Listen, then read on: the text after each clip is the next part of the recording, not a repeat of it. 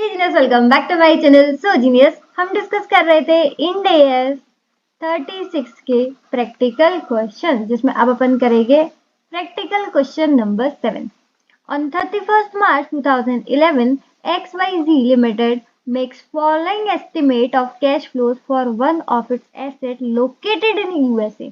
यहाँ पर ध्यान रखना, जिस एसेट की अपन बात कर रहे हैं वो यहाँ पर नहीं है, कहाँ पर है? USA में। ठीक है, और 3 साल का यहाँ पर आपको डेटा गिवन है, जिसमें 3 साल में ये अपन के पास कैश फ्लोज आने वाले हैं। लेकिन ध्यान अगेन देना, ध्यान ही ध्यान देना है इस क्वेश्चन में।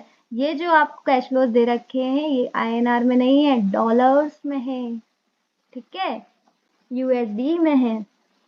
Following information has been provided, इसके बाद भी कुछ प्रोवाइड की गई है इंफॉर्मेशन। आपको प्रेजेंट वैल्यू फैक्टर दे रखा है, डिस्काउंट रेट इंडिया का 15%, यूएसए का 10%। अब यहाँ पर दो डिस्काउंट रेट है, बच्चे आधे तो यही कंफ्यूज हो जाएंगे। कोई 15 लगा के आएगा, कोई मतलब कोई तो लगा के ही आएगा। बट मुझे आप बताओ कौन सा प्रेजेंट वैल्यू फैक्टर यूज करना चाहिए। ये जो अपन को कैश फ्लोज गिवन है, ये जो अपन को कैश फ्लोज गिवन है $80, $100, $20, इसमें अपन को किस फैक्टर से डिस्काउंट करना चाहिए? डिस्काउंटिंग फैक्टर कौन सा यूज करना चाहिए बताओ, इंडिया का या यूएसए का? 1 मिनट दे रही हूँ, सोच लो। सोच लिया? अब जिसने इंडिया बोल रहा है वो भाई बहुत बड़ा बेवकूफ है।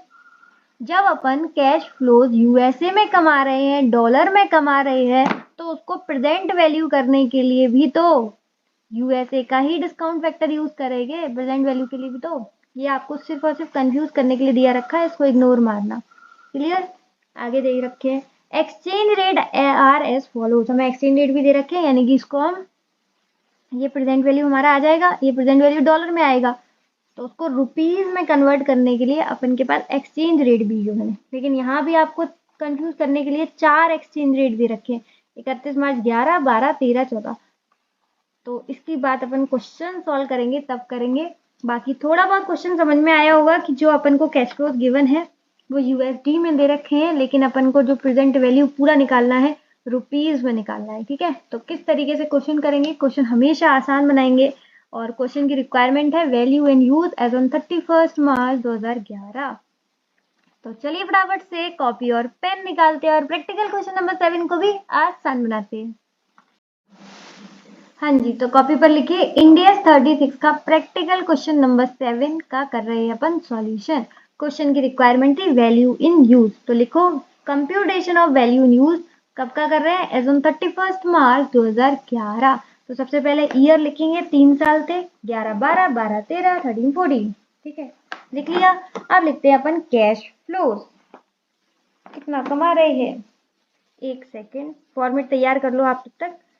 हाँ जी, कैश फ्लोज कितना कमा रहे हैं? 80, लेकिन ध्यान रखेंगे डॉलर में गिवन है 120। ठीक है, अब ये डॉलर में कमा रहे हैं तो पीवी फैक्टर भी यूएसए का ही यूज होगा, दैट इज 10%। ये तो 10% तो आपको याद ही होगा, 0.909, 0.826, 0.751। ठीक है, 0.909 इंटू 80, ये आ जाएगा 72.72। 100 को करेंगे 0.826 से, तो सिंपल 82.751 इंटू 20, 15.02। ठीक है, अब ये क्या आ गया? ये प्रेजेंट वैल्यू फैक्टर से अपन ने इंटू किया कैश फ्लोज को, तो ये प्रेजेंट वैल्यू कैश फ्लोज तो आ गया, लेकिन कौन सा वाला आया है? डॉलर वाला। और अपन को क्या चाहिए? रुपीज में, तो अपन इसको एक्सचेंज रेट से मल्टीप्लाई करेंगे। लेकिन ये बताओ मुझे एक्सचेंज रेट कौन सी यूज होगी? तो यहाँ पर सिंपल ये देखो कि ये वैल्यू इन यूज कब का निकाल लें? 31 मार्च 2011 का, तो एक्सचेंज रेट भी उसी दिन की यूज होगा, दैट इज 45। ठीक है, तो अब या तो आप ऐसे करो कि ऐसे इंटू कर लो, ठीक है, या फिर सिंपल इन सब का टोटल करो और फिर इंटू कर दो। ठीक है, तो इन सब का टोटल कर लेते हैं अपन, बार बार कौन करे। 72.7, ये आ गया 170.34, तो इंटू कर लो इसका 45 से, तो 7665.6।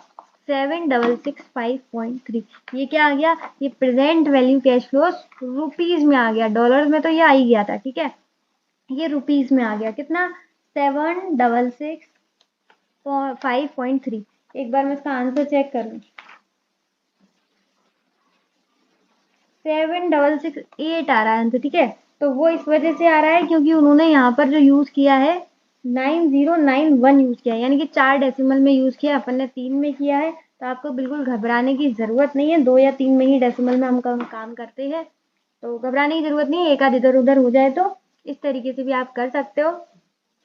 और उम्मीद है आपको सिंपल लगा होगा क्वेश्चन, ज्यादा कुछ था नहीं इसमें, बस आपको सबसे पहले प्रेजेंट वैल्यू डॉलर्स में निकालनी है, ठीक है। ये वाली बात याद रखना, वो इंडिया वाला कंफ्यूजन के लिए दे रखा था, डॉलर के कैश फ्लोज हैं तो डॉलर का ही प्रेजेंट वैल्यू फैक्टर यूज होगा, ठीक है।